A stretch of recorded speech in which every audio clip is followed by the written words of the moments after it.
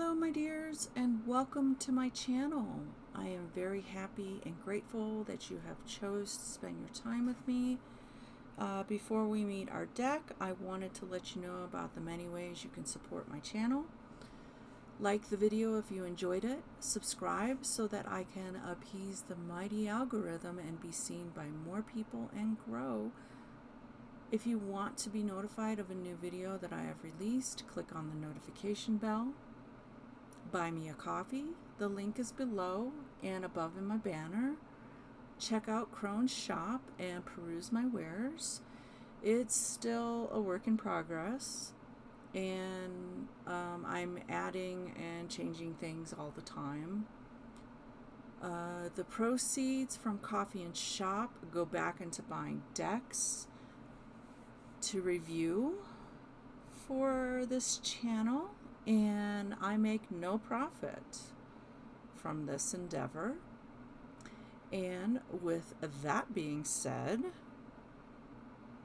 I am doing this video in observation of National Audubon Day, which is observed on Wednesday, April 26th, 2023. And you're probably, if you are not familiar with that, you ask me, what is that, Crone? Well, let me tell you. On April 26th of each year, National Audubon Day honors the birth of John James Audubon.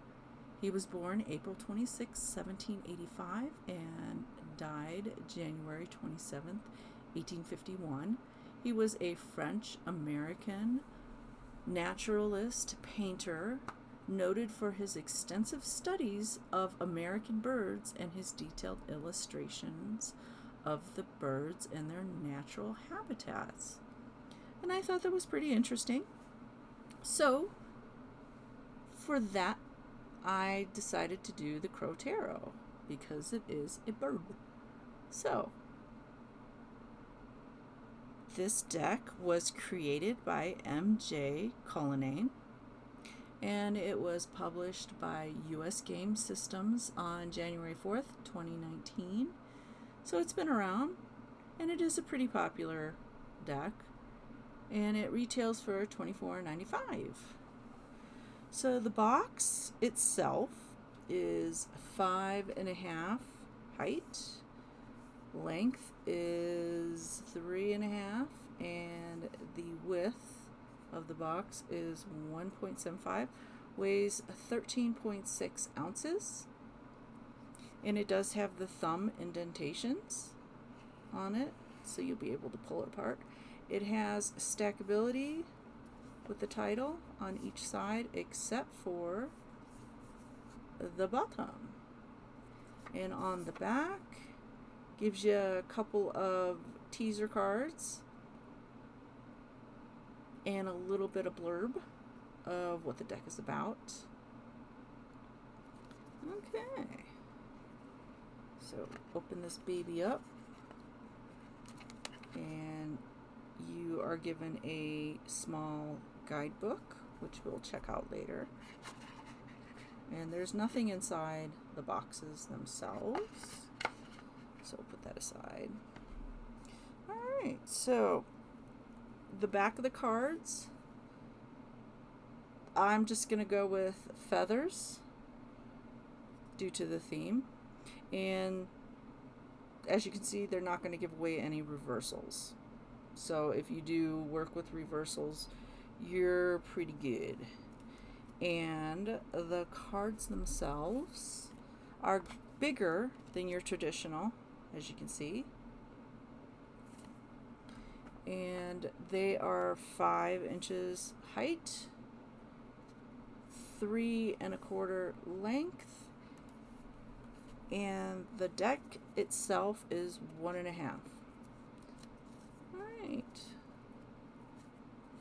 I believe that is pretty much it. Alright, let's explore this deck, shall we? Alright, so This deck follows the traditional tarot. It has very similar imagery and symbolism. There are no people in the decks, and they are replaced with crows. And the major arcana are labeled with the Roman numerals. And I do believe the other ones that are labeled with the title of the card is the court cards and the aces. The other cards, as you will see, do not have the title labeling.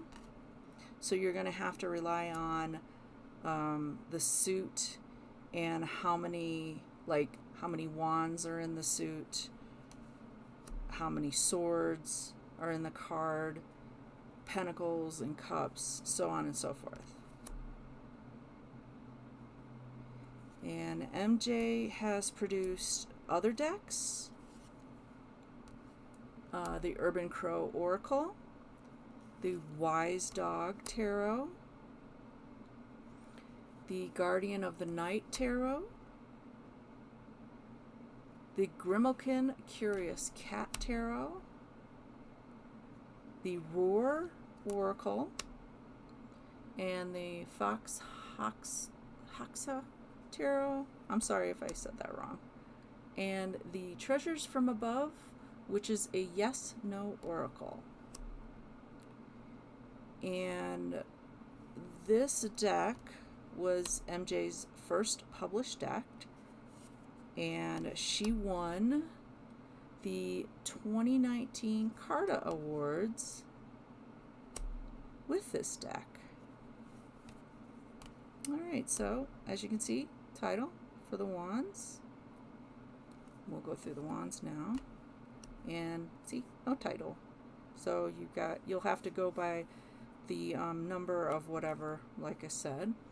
So the Carta Awards is held by the International Tarot Foundation, and they do a yearly cartomancy award that they just basically hold it, and they're wanting to give creators opportunities to showcase their work and to just say thanks for loving tarot and creating tarot decks for everybody to come to enjoy cartomancy. And unfortunately, I missed out on the voting this year. I did not see it until it was too late. And then you have your court cards. They will have the title. And the voting is over. So if you want to go over to the International Tarot Foundation and see who won, they have a few categories. And I watched a video of it on YouTube. And they have first place, second place, and runner-up. So go check it out and see if you agree with their choices. I think they do public voting and then judges voting, if I read it right. All right, then we have the cups.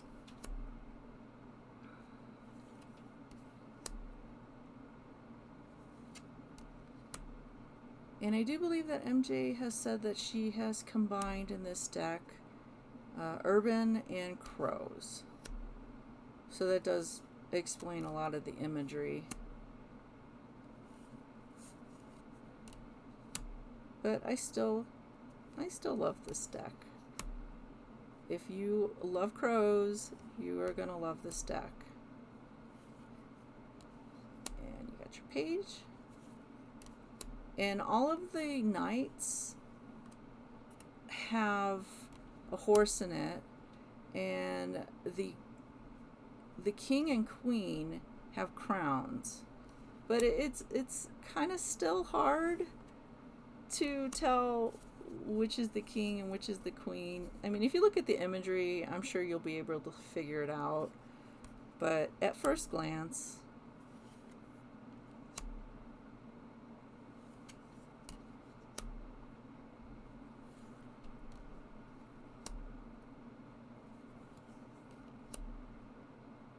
So yes, this is a good beginner deck because it does share a lot of the similarities of the traditional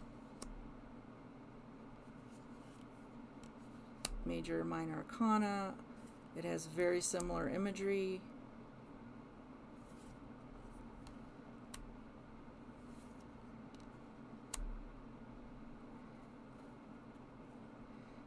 Yeah, I mean, there you can tell the difference between the king and queen because queen has the flowers and he's got feathers. So, I mean, that's one way you can tell the difference, I guess. And then we have our pentacles.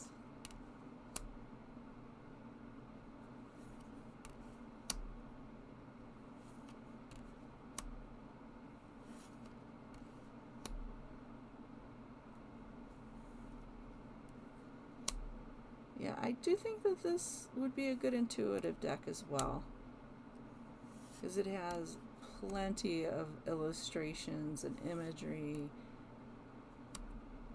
that you could focus on. Page, Knight, Queen. Let's see.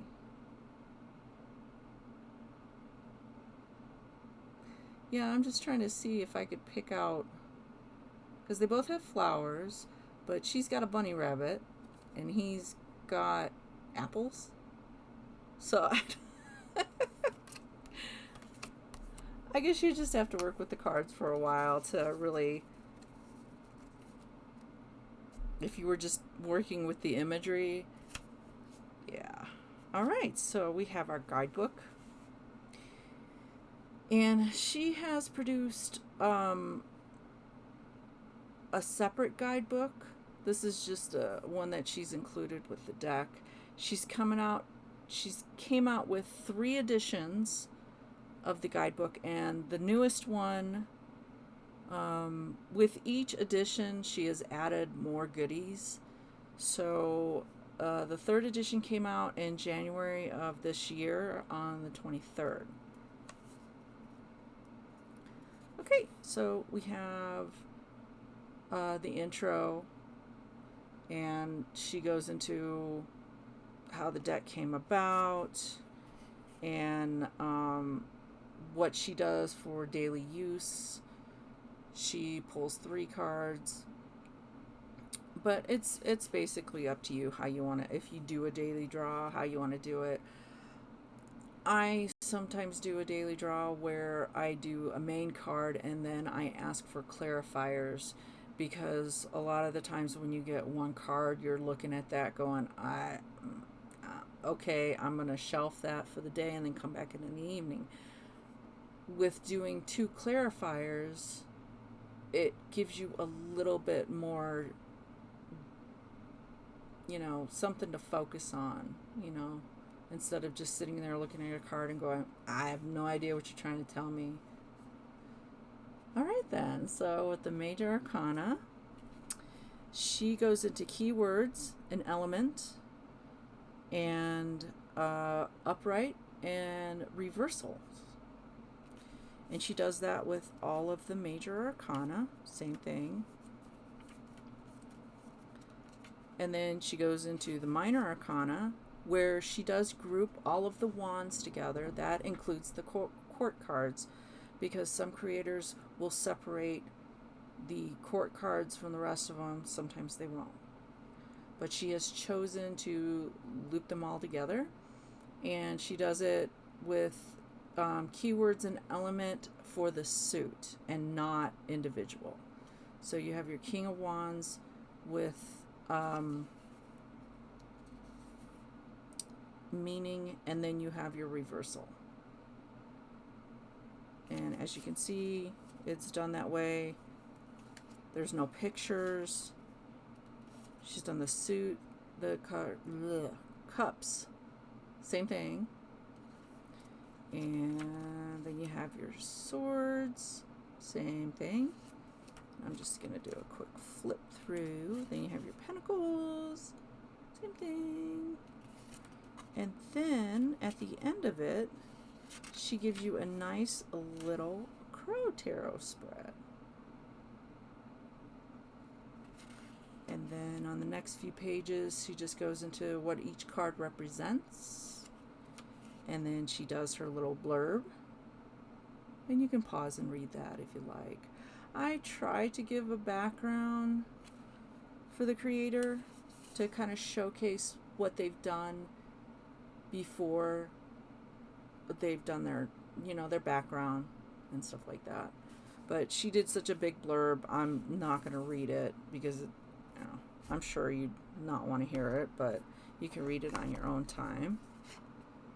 Alrighty, so now we are going to go into shuffleability. And since these are so long, I'm just going to shuffle like this.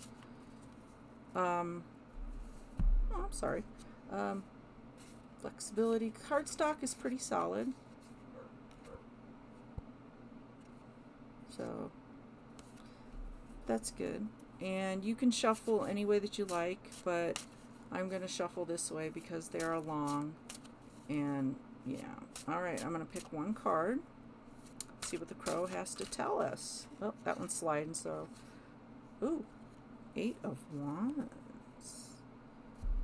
Okay.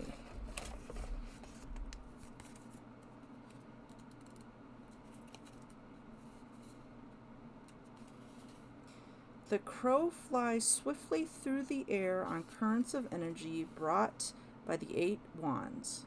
This card brings with it a vitality of spirit. Do not hesitate. Now is the time to act. The power of this card is vibrant and expansive. A narrow focus will not serve you at this time. You need to be able to see the big picture. Because the energy is moving quickly, the message of the 8 of Wands is that it is essential to ensure that every task is complete before moving on to the next item on your to-do list. All right then. Good message.